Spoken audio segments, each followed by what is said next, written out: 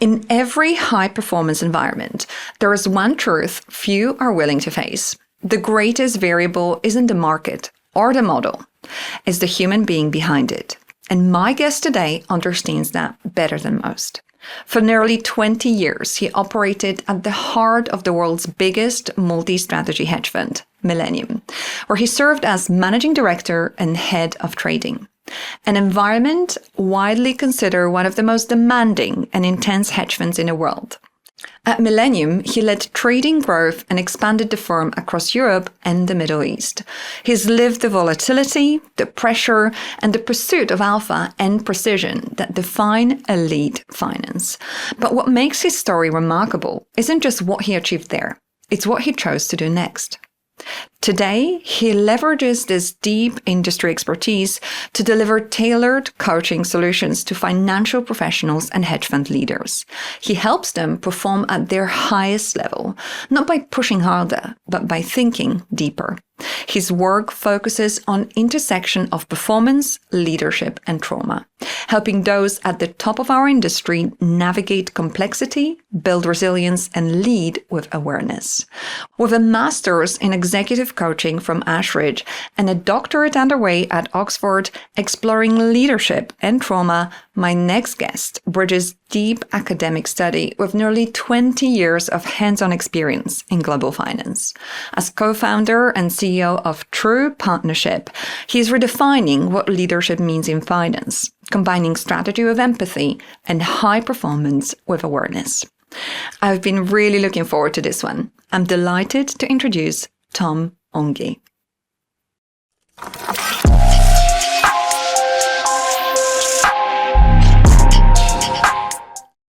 Tom Ungi, welcome to the Escalation Podcast. Thank you. Thank you for having me. Thank you. I'm grateful.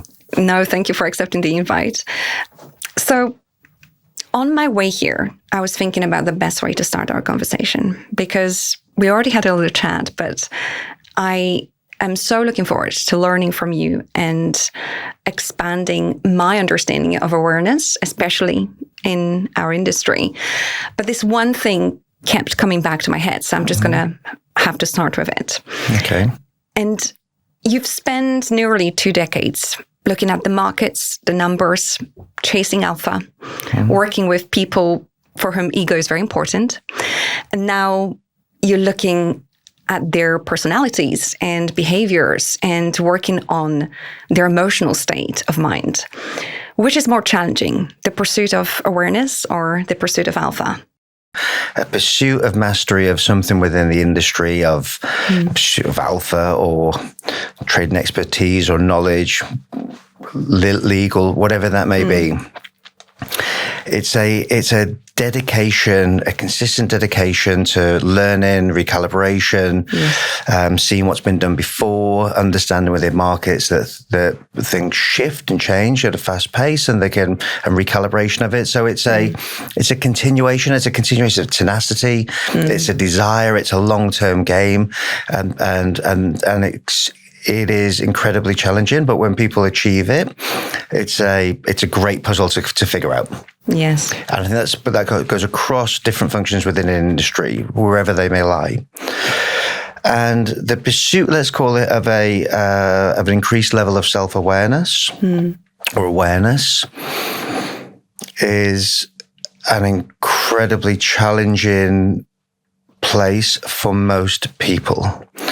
And the reason it is a challenging place for most people is because it requires a pause, first and foremost. And we don't often get that natural pause in life that allows us that space. And then it requires a level of reflection. And we may not like what we see and the direction that we're going. But they're both great puzzles to figure out.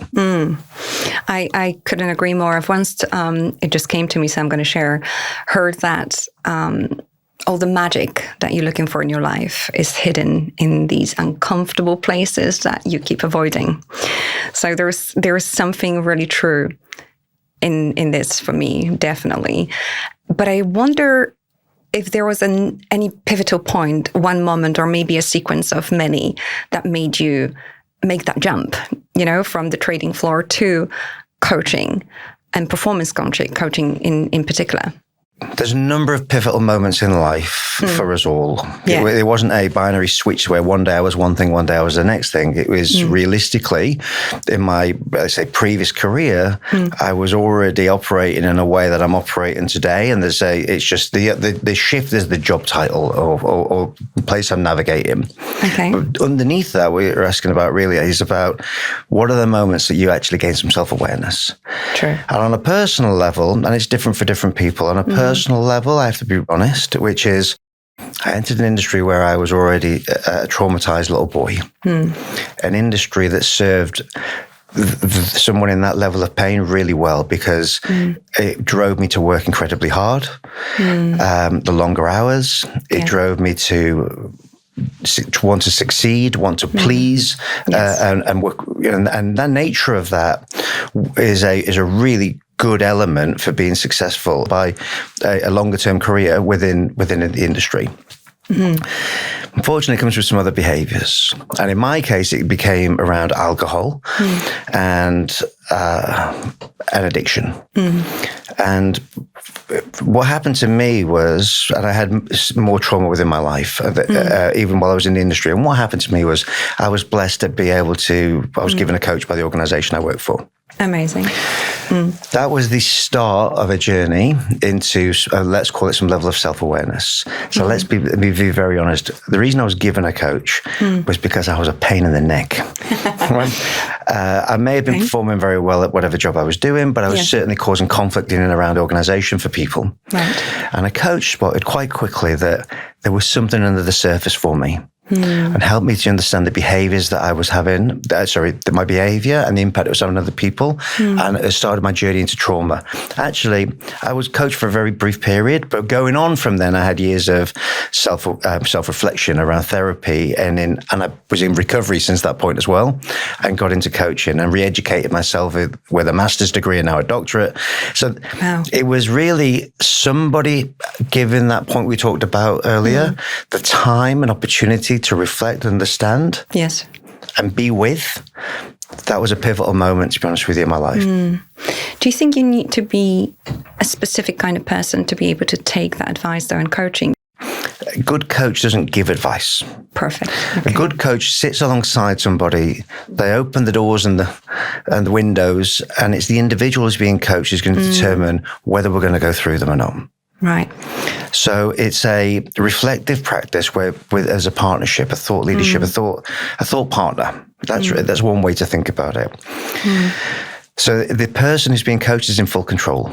That's one thing. Now, if you think about coaching, there's a almost like a spectrum to coaching. I would think about.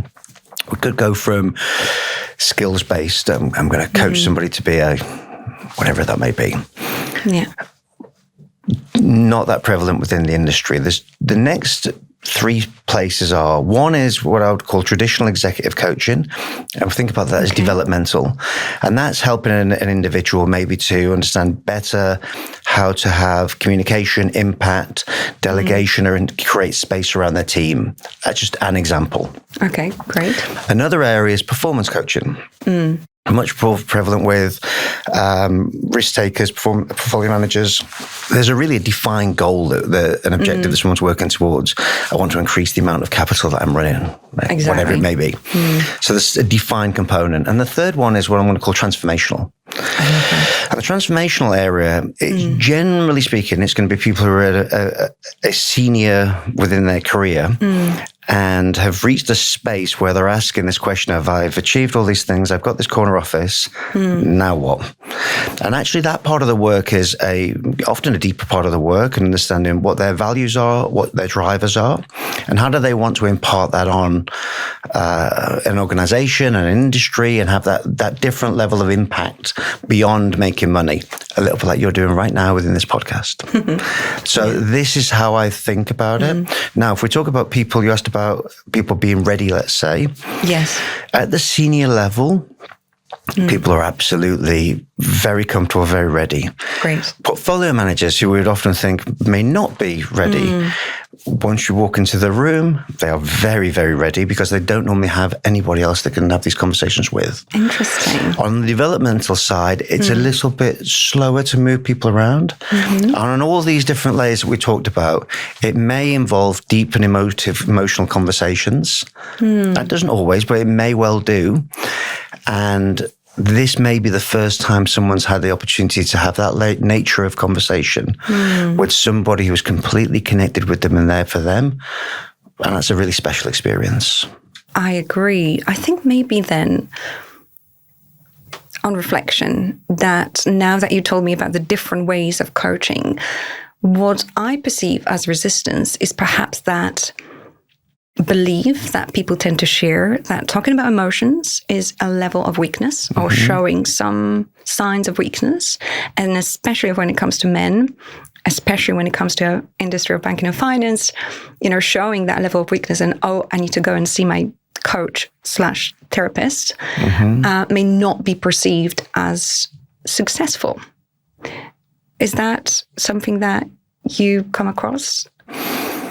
Any individual who in our first session together will say to me, I do not want to talk about emotions, they're off the table.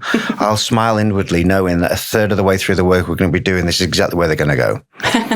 So it's not necessarily that they don't want to go there. This is what the words are saying, but once we establish the right psychological safety and trust and comfort, it's their choice again. They may want to go there. And also when it comes to emotions, it's a thing to be aware of here as well, especially within coaching. For example, I've got a strong background in trauma within coaching. I will work with that trauma if it comes into the room. Let's say in my own case, where my own trauma was having behaviours of anger, frustration, short-temperedness, and coming out. Yeah. So we can work with that. If we want to solve that challenge or that issue and really go back and deeper with it, that really has to be an intervention that should be at a different place, and that's therapy. Yeah. And the reason it should be that case is a coaching session is generally 60 to 90 minutes once a month. Yeah. So to work with something is absolutely fine. If you're going to explore it, it's a little bit like opening a wound. And now we're going to leave that wound open for a month, and that person's going to be walking around with some more pain. It's not fair. It's not right. It's not it's not ethical. And so the good coach should recognize this requires a different maybe intervention and helps the person to find this. We have emotions the whole day, every day. Yeah. This is our reality of life of being human. People being able to name emotions, it's rare that people can name the exact emotion they're experiencing. I feel like, and finish the sentence. It's difficult. So if I ask you right now, how do you feel? What would you tell me? Excited, intrigued, curious. So now we'd start to think about work with those emotions. A lot of people won't know how they feel. Yes. Day to day, it's almost like we're going through a little bit of a sleep, but we have impact on us. Now, within the finance banking industry, we can use those emotions, or we cannot use those emotions. We can't. We cannot disregard them. We talk about burying emotions deep down. Yeah, it's not a reality. Because they still exist and they still live. So being aware of how we feel and how we navigate in certain times is really, really important, especially in points of stress. Yes. Not so much emotions, but some of the work I will often do is around values. So if we said your values, what are your 2 core values? You could have as many as you want, but pick me 2. Such a great question. Integrity, fairness.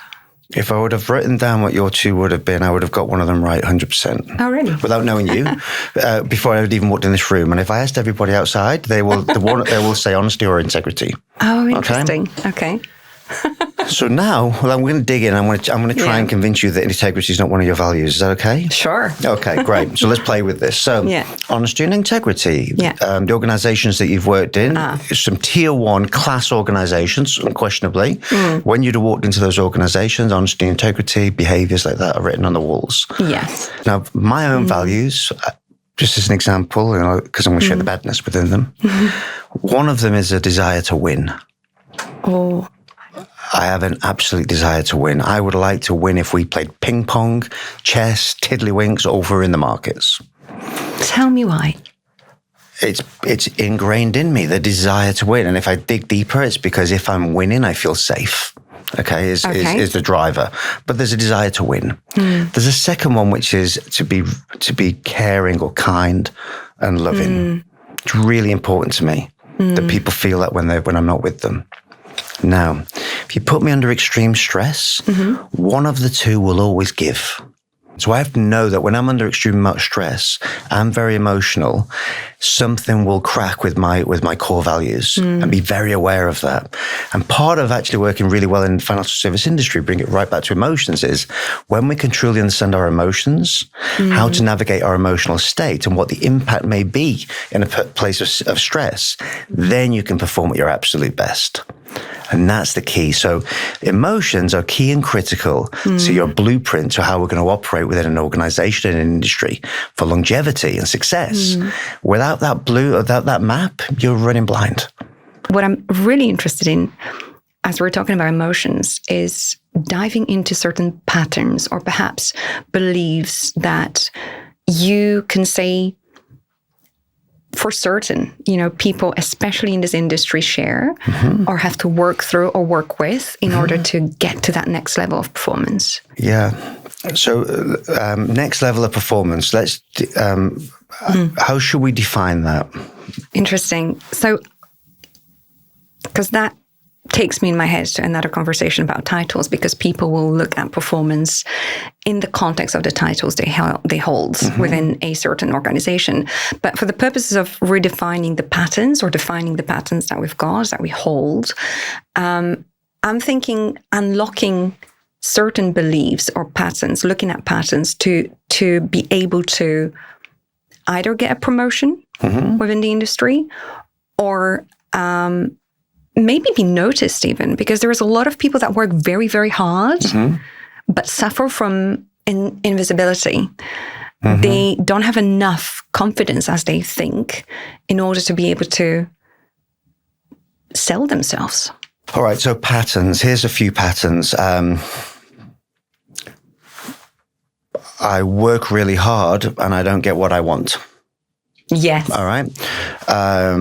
I want to be ED. I want to be VP. I want to be MD. I want to be head of. I want to be this. Or I deserve. Yeah. Or I deserve. I can't say no because it's always worked for me saying yes. So why would I ever change that? And if we can try and just split our careers in an organization, generally within the banking and financial services space, into a first part and a second part. And there's a rarefied air of a third part. I call it a C-suite of something. Yeah. But generally there's a first and a second. And the first part we're going to define as, within here, we're in the doing space. Whichever role we have. Doesn't really matter, it's agnostic.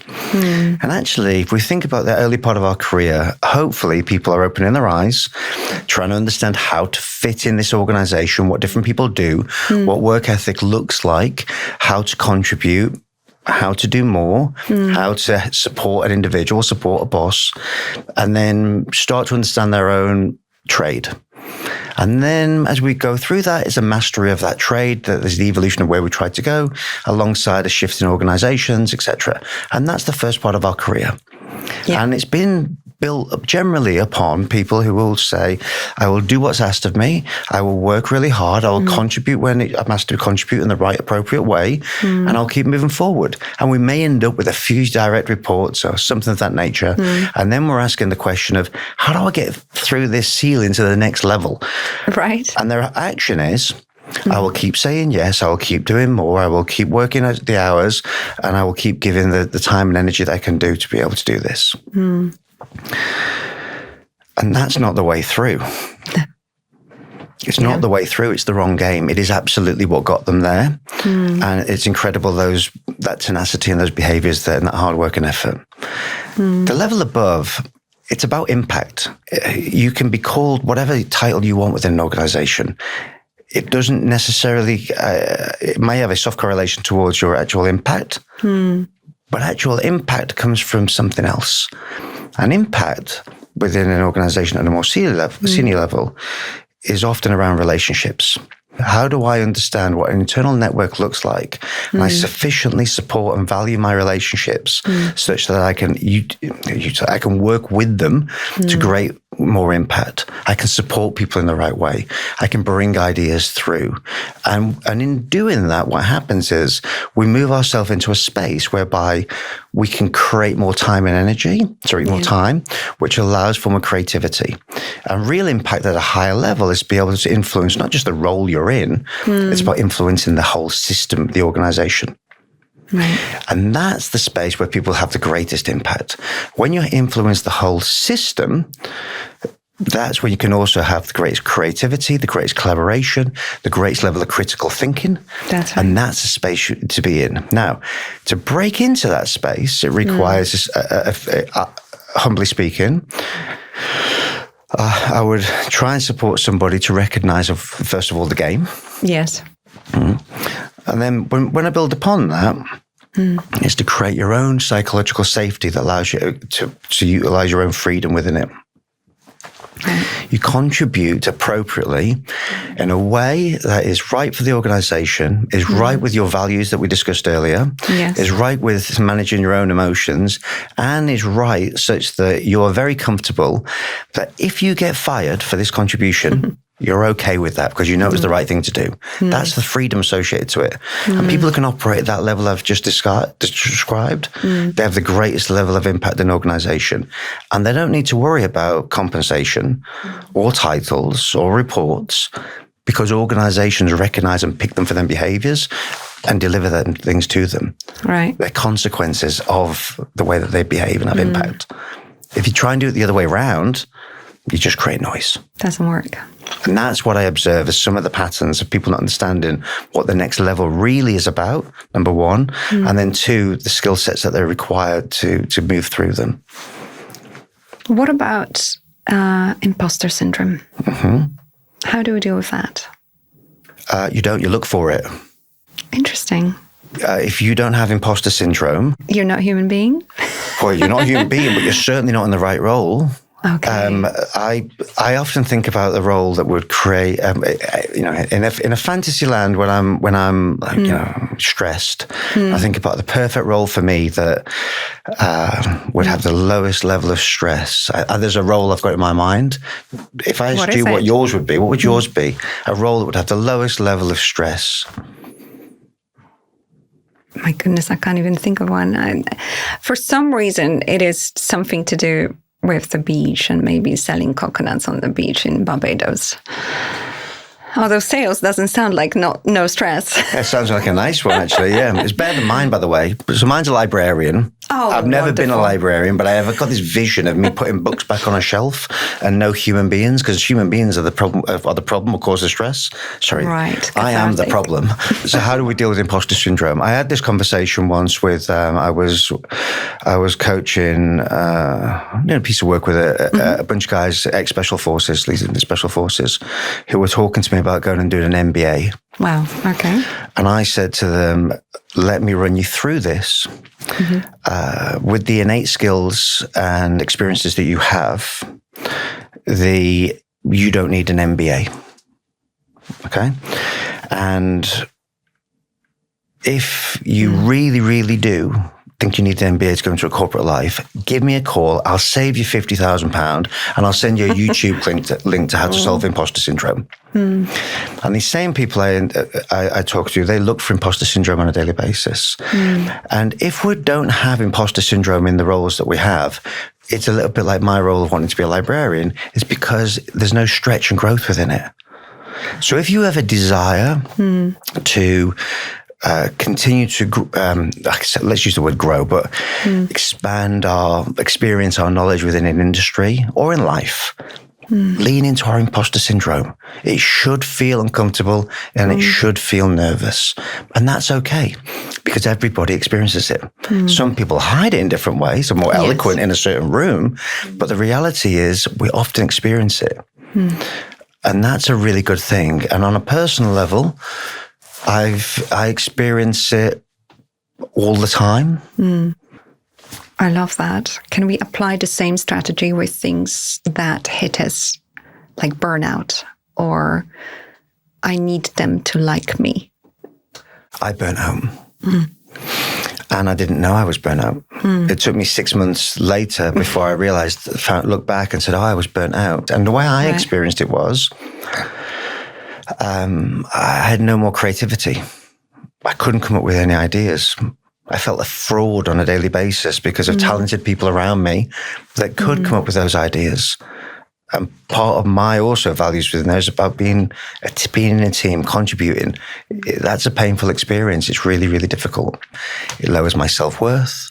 Yeah. It makes it harder for me to come to work. It makes it a longer day. It makes everything much more difficult. And it's a really difficult place to be in for anybody. And it's tiring and exhausting physically, of course. But how I look back on it was there was three stresses in my working life. One was me. One was let's call it the bosses, and one was an organization. And organizations have their natural stress. Yeah. And bosses bring into the conversation their own and other people's. And I, as a human being, hadn't learned to actually recognize they weren't my stuff.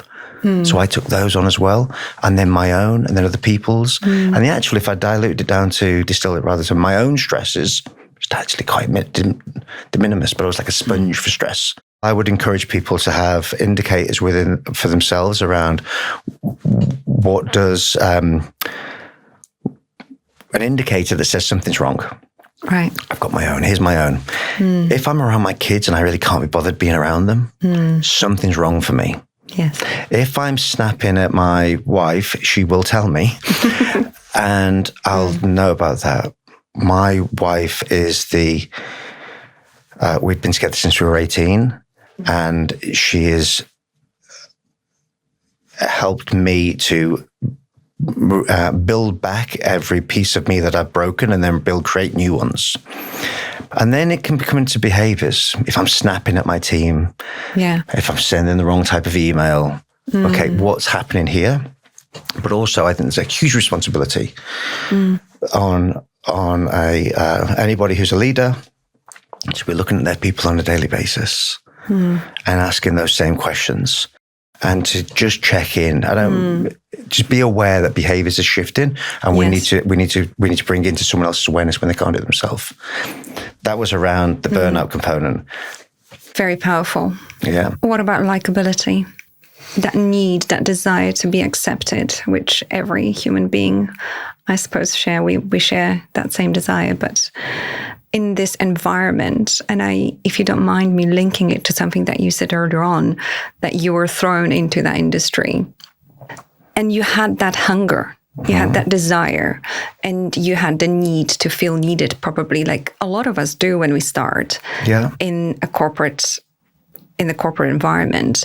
It is, again, my perspective, very easy to exploit that. It's very easy to plug in an institution there that will mold you and bend you and create a machine almost, and a person who will go above and beyond to deliver. Yeah. So for all of those who are new to the industry, how do you navigate? How do you stay true to yourself, authentic, but also keen, and always with that desire to learn? Because one comes with the other, I suppose.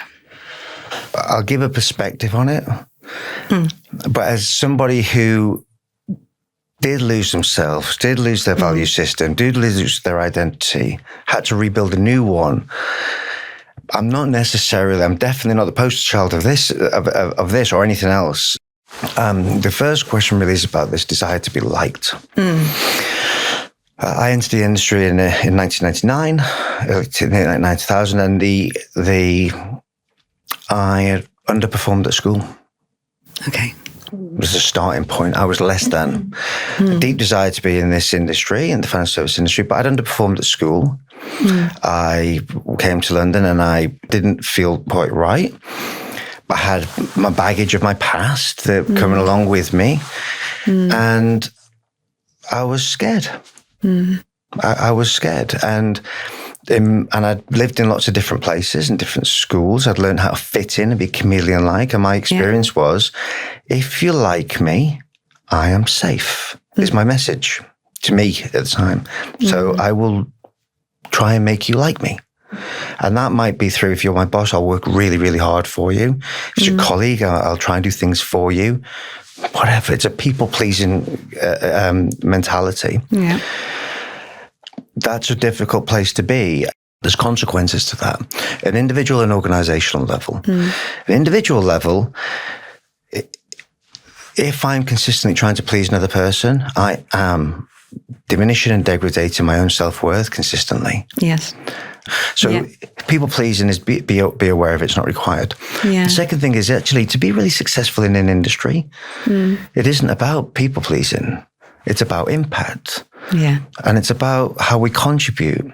And often I will speak to leaders now who maybe have 15 years or 20 years in an industry. And I'll say, do you have a junior that you think is like just, what I always say this sort of question, do you have a junior in there early in their career and you can imagine working for them one day?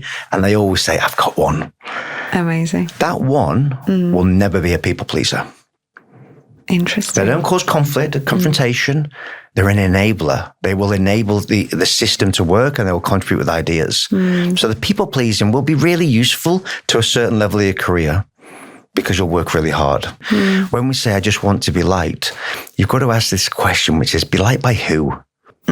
Because really good leaders and managers at the top tier of this industry, they recognize behaviors in people and how to get best out of them.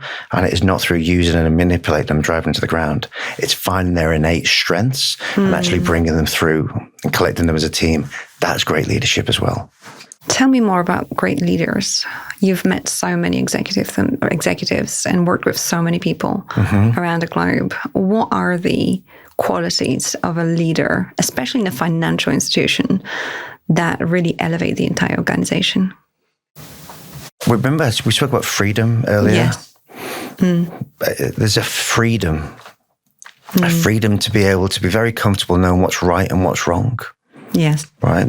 And to be able to bring that into how they're going to communicate, articulate, and think. That's one. Critical thinking is another key component.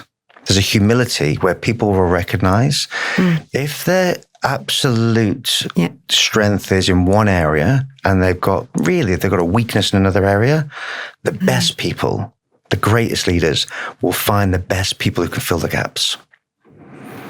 Amazing. The greatest leaders also, they are very comfortable when they hire people who are better than them in all the areas they can find. It brings me such joy when I see this. Yeah.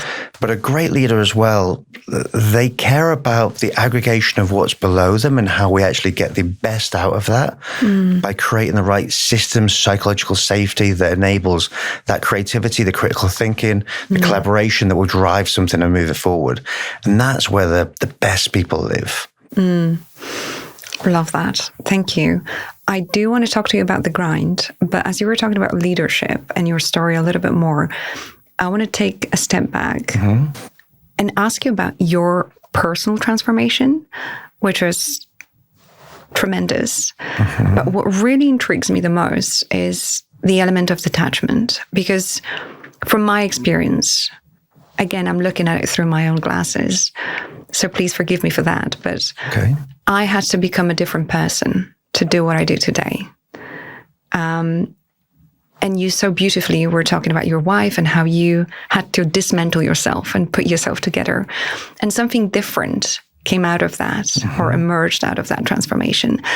How does one disattach themselves from the previous story and build a new one that you can really embrace as your new identity, if you know what I mean? I'm sure you do. You're nodding, so that's helpful. No, I know exactly what you mean. And I don't have an attachment to a narrative about me. First and foremost, I don't walk into a room and say, I'm this or I'm that or I'm something else. I was here, I was there. I don't do it. It's not me. I'm not defined or attached to an industry, role, or anything within it. What's the anchor then? For me, people. Wow. Okay. Connection. That's the only thing I really care about in life is people and connection. If we go back to your question around the detachment from the roles, that's a place I'm in today. But I have to be honest,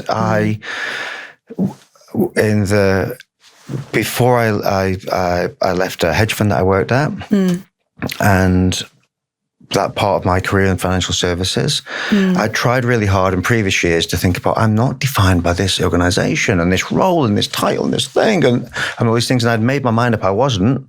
Yeah. And then I remember the day that I left and the next day. And the next day I felt lonely. I felt hollow. I felt lost. And that's because I was attached to something. And in fact, in the firm that I have now, I've had to work recently on detaching myself again from this thing, which has grown. And there's a lot of people we have globally in this business, and that's lovely. But I started to be, people needed me to be seen as a certain way, and I started to be a certain way. And I had to stop and say, no, I'm not this. I'm not defined by organizations or roles. So it's an appreciation of that. And the reason that is so important to me is because I keep talking about freedom. Yes. Freedom to make decisions, freedom to be fluid with creativity, to shift and move into different ideas, freedom to be open my eyes and have conversations with people and see what actually isn't right or is not right in industries and try and think about them. I can't do that if I'm attached to a certain thing. And so often I'll say,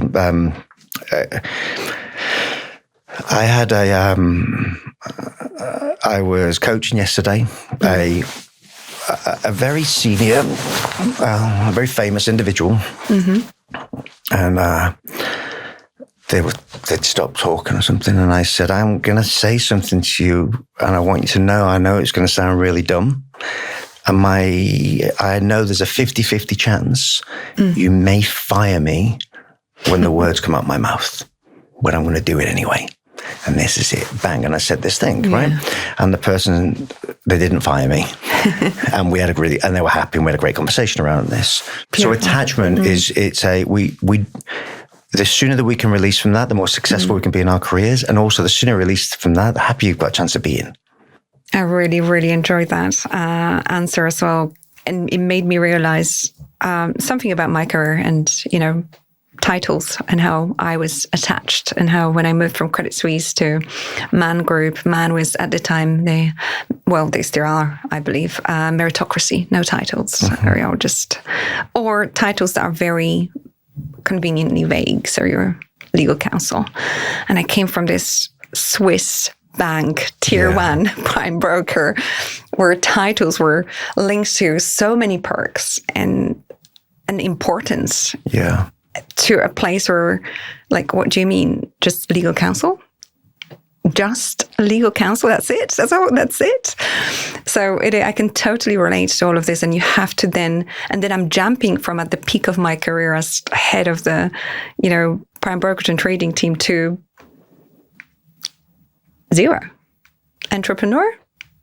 To me, exactly. Everything. And then I figured out. And so the hollowness that you were talking about is exactly that. So I remember that day where I left Man, and I had my final day at work, and I handed over my card, and I was at the peak of my career, and my colleagues thought I lost it.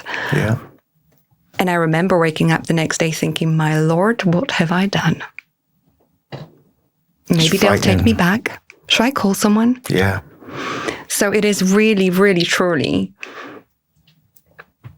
part of your identity. But before we come to the close, I want to talk to you about the grind and success in this industry, if that's okay. And of course.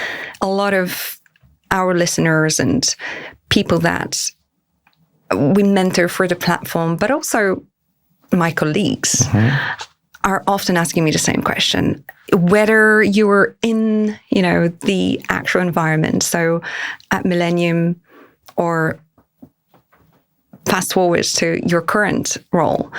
Is the grind really the key to success in our industry? Do you have to put in 14-hour-long days, especially at the start? Is it really necessary? Can it be done in a more humane way? The grind. To be successful in this industry, I think maybe like any, but certainly the financial services industry, it's about longevity. Very few people have great success in 12 months and then go off into the sunset. Yes. I don't know any. Yeah. It's a game of longevity in whichever area, senior, junior, whichever part of a bank or anywhere you are, it's a game of longevity. Longevity comes through making sure you can pace yourself appropriately. It's about self-care. Absolutely. It's about other areas that are not my forte around exercise and diet and sleep and these components. And it's not about working 14-hour days.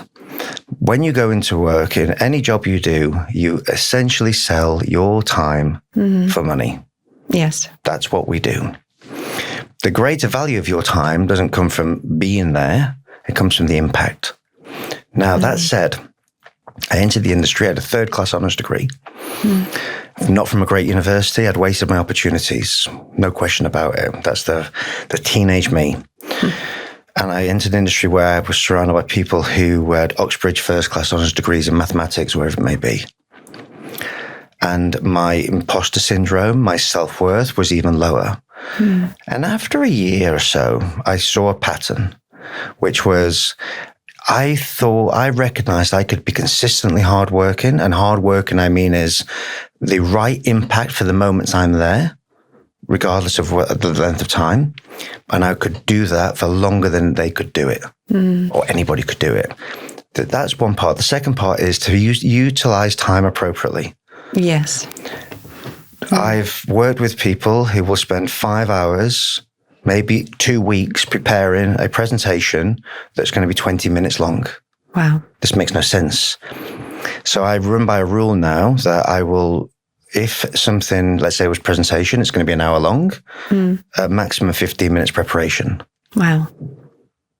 It doesn't make any sense to me why I would do it longer. At the worst, an hour. I'm very focused on my own energy throughout the course of a week. There's certain things I'm good at on a Monday morning. There's some things I'm good on a Friday afternoon. Some I'm good on a Wednesday. And so I make sure that I do the right things at the right time to have the maximum amount of impact. So I can't go through and read something that's long and deep on a Friday afternoon. But I can lose myself in some data and analysis. So fit the right types of work. It is a bit of a tradition, although we've not done many episodes, but it is, the podcast is called the Escalation Podcast, and escalation came to me as the most appropriate words that describes the industry. Escalation of issues to the point of eruption, meaning high, importance question mark. Got it. Emails, people escalating to the boss behind the boss's back. Got it. Third, things happening and being escalated to a level of unnecessary at times. And yeah, I still work in the industry, but it is something that every week, let's escalate this. Someone else can, let's just go higher up and get this resolved. We need the decision maker to make a decision on this. High pressure situations is what we're looking at. So how do you help people navigate through these difficult moments of stress? Really simply. And it's the first thing to know is that your starting point is not that moment of escalation. It was 6 months earlier. Wow. Love that. Okay. So what we do in peacetime allows us the space, the energy, the relationships, the ties to be able to navigate them in wartime. So we have to build out our relationships, our networks, our safety, our understanding, our support mechanisms 6 months earlier, such that we know we're going to hit these points of conflict or whatever it may be. When we enter into those situations, we've created the right structure that we can navigate and partner with people to go through them. Now, we might end up in a situation which we can't navigate through. And we have to escalate something. there was a study, I can't remember who wrote the study, but a few thousand US CEOs were asked about how they think things to be escalated to them. And it was with I can't remember the exact phrase, but it was something like with succinct and clear suggestions. Right. Is what's required. That person does not want to make that decision for you because you've been paid to do that. You've been paid to be able to collaborate with the individuals. So make sure that 6 months earlier, i.e. today, you begin to think, you put in place the actions that are going to be able to lead you to that point whereby you're so strong with those relationships that we can navigate through them at that point in time. And if we can't, and we do need to escalate with something, we need to be succinct. We need to look at the how we're going to navigate left and right and the impact. And whatever way we go, even if it's not our own way, we own that decision. We're then accountable. Exactly. In the same way as if you start a new job and the person who was in the job previous to you had made a terrible mistake and done something wrong, it's no longer that person's. It's yours. It's your mistake now. You're accountable. You're sitting in the seat. So take the accountability and the maturity of relationships. And that's the way I would guide people. That's how I think about it. And that will lead you to success. Success. Tell me how you define success and how has it changed throughout your transformation and as you're seeing so many different clients? 100%. Success for me was originally it was getting a job in the city, getting a job in a bigger firm. It was getting an increase in compensation. Then it was making more money. It was getting a bonus. Then it was more responsibility. Then it was a title we discussed earlier. Then I went into recovery. Today, I was 4 stone heavier than I am now. I was in and out of hospital with medical problems and everybody hated me around me and I hated the world. Right. So I don't think I'd achieved success. COVID hit a few years ago, as we both know. And I went home and I realized I was truly unsuccessful. Wow. So I went home in lockdown 1. We have a garden. We're in the garden having dinner. And I was looking at my kids, looking at their table manners and thinking how bad they were. And I couldn't understand what was going on. And I realized in the moment, I worked so many hours that what was happened was I only really ate with my kids on the weekend and we were out in restaurants and the table manners were different there. Wow. I wasn't part of the family. And it was harrowing and heartbreaking. That's not success.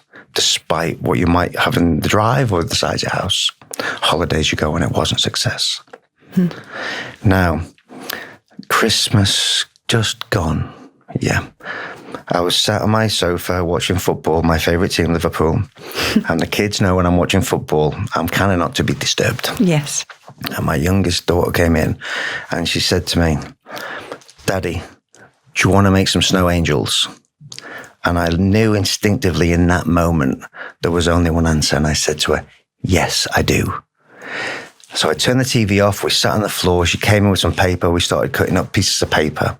I'm not very good at snow angels, but that really wasn't the point. And I could see her being happy cutting paper. She was happy. I was just sat next to her, just happy. My eldest daughter, who's now 16, walked into the room and she said, what are you doing? Which she normally would walk into the room, huff, gruff, and go on Snapchat or whatever and leave. What are you doing? We both looked up and said, we're making snow angels. She walked in, she sat down. Before long, she was cutting snow angels. I was just looking at them. That moment, that's success. Wow. That's success. And I have those moments all the time now. And that's around self-awareness. That's because I'm free to make the decisions I want to make. It's because I don't have those attachments to roles, components. I don't care what the world thinks of me. I genuinely do not care. I do care about the impact I have on people that I'm around. 100%. And I make sense of the world through relationships and connection. And that if I'm successful with my family, like I've just described, I'm really happy and I'm achieving what I wanted to achieve in life. All the rest of it comes very naturally. The work, etc., comes very easily when this bit is exactly the way I want it. Now, I've just painted a picture of the perfect place. Yeah. Not every day is like that. Let's be realistic. Yeah. And I'm human and I make mistakes consistently and I upset them all the time. But this, I've experienced this, and that's what I try and get back to. That experience, because that's success. Finishing an industry at 60 years old or whatever we finish at and having no relationship with friends, family, especially our kids. Yeah. For me, that wouldn't be success. And I'm very conscious of what that means to me. And that's it. Profound. I really appreciate you sharing this story. Beautiful, and it made me realize that I've made all the right choices to redefine my success. If we do have a spare minute, I'm not going to even look for them saying no. I would really love to hear about your feelings around failure. How do you deal with failure? I actually, from a business perspective, I love it. And that is not to sound cheesy or something. No. Me and my teammates, we failed at something last week. Okay. We went straight into a room and we quite candidly told each other why we'd failed and who'd failed and how they'd failed. Right. Because we're in a psychologically safe space and we got to a really good place. Amazing. Very comfortable with failure. I like to win. I really love to win. I do love to win. Failure is part of it. Yes. You cannot win without failure. I failed consistently through my life. I failed in my academia because I didn't take the opportunities that I should have took. I failed. There was consequences. I had to make good on it.